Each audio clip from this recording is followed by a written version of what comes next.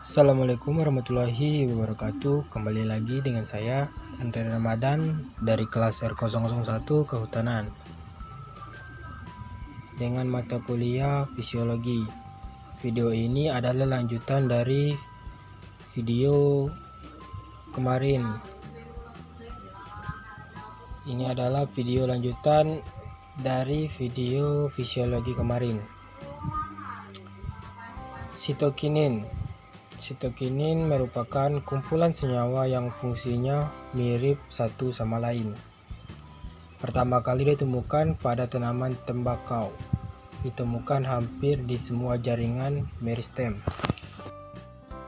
Fungsi dari hormon sitokinin yaitu bersama auksin dan gibrelin merangsang proses pembelahan sel atau sitokinesis, menunda pengguguran daun, bunga, dan buah, mempengaruhi pertumbuhan tunas dan akar, meningkatkan daya resistensi terhadap pengaruh yang merugikan seperti suhu rendah, infeksi virus, pembunuh gulma, dan radiasi, penghemat atau menahan menguningnya daun dengan jalan membuat kandungan protein dan klorofil yang seimbang dalam daun atau senescence. Yang terakhir adalah mempercepat pertumbuhan memanjang. Sitokinin ini sangat penting bagi pertumbuhan suatu tumbuhan. Transport sitokinin. Sitokinin sangat jarang ditranslokasikan pada daun yang ditetesi benzil adenin yang dilabel dengan C14. Dengan senyawa tersebut tidak ditranslokasikan tetapi tetap berada di tempat semula.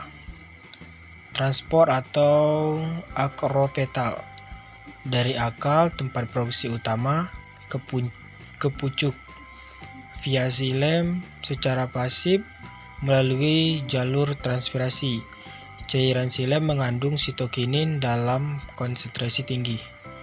Bentuk utama yang ditransfer adalah zetin ribosidase.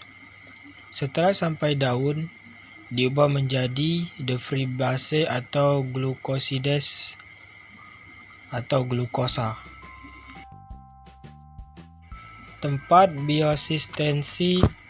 biosintesis sitokinin terkandung di tanaman tingkat tinggi, terdapat di ujung akar dan nodul akar, terdapat di embrio dan endosperm biji yang sedang mengalami perkembangan. Banyak terkonsentrasi di daerah meristematik dan di daerah yang aktif tumbuh, misal di daun muda, meristem apikal, buah yang sedang berkembang. Kandungan sitokinin mulai berkurang pada jaringan tua yang tidak meristematis lagi. Selanjutnya adalah hormon asam abisat.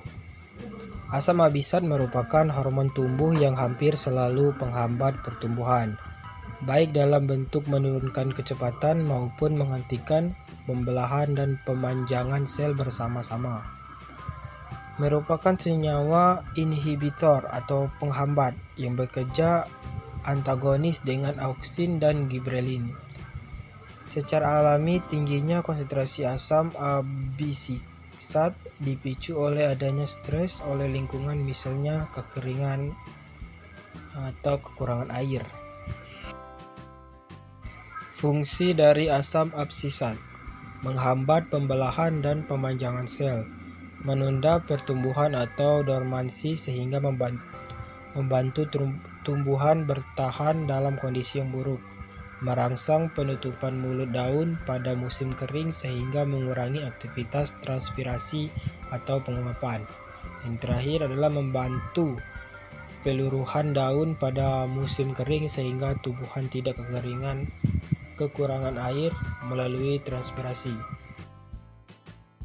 Fungsi lain dari asam absisat yaitu menghambat perkecambahan biji, mengurangi kecepatan pembelahan dan pemanjangan di daerah titik tumbuh, memacu pengguguran daun pada saat kemarau untuk mengurangi penguapan air, mengurangi kecepatan pembelahan dan pemanjangan sel, bahkan menghentikannya, memicu berbagai sel tumbuhan untuk menghasilkan gas etilen, membantu menutup stomata untuk mengurangi penguapan.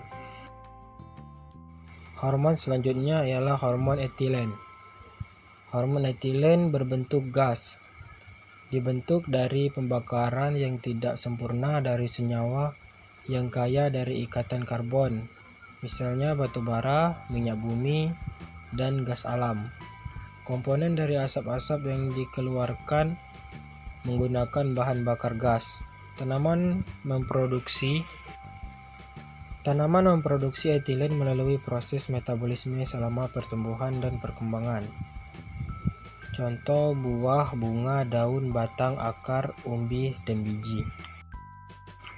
Fungsi dari etilen atau efek fisiologisnya: 1. Perkecambahan benih, pertumbuhan kecambah, pertumbuhan akar, gejala stres, mendorong pembangunan, mendorong pembungaan, pengaturan, pemaksaan buah, senescens dan absisi, menghambat pemanjangan batang dan akar.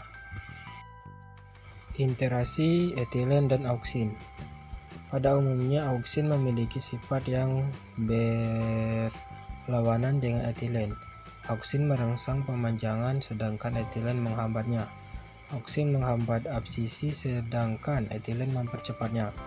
Etilen menghambat perubahan triptohan menjadi auksin, mengurangi transport auksin sehingga auksin tidak sampai ke target. Begitu saja penjelasan singkat dari saya. Sampai ketemu di lain waktu. Assalamualaikum warahmatullahi wabarakatuh.